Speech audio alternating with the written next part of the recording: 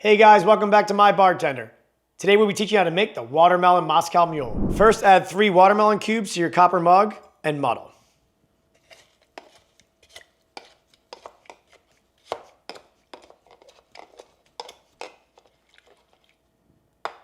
Next, fill your copper mug with ice. Now add 2 ounces of your favorite vodka.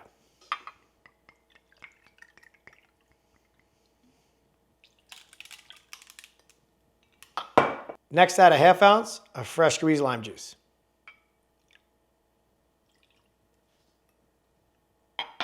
Now top with non-alcoholic ginger beer.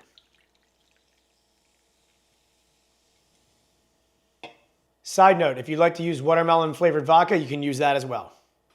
Next, use your mixing glass to mix the ingredients.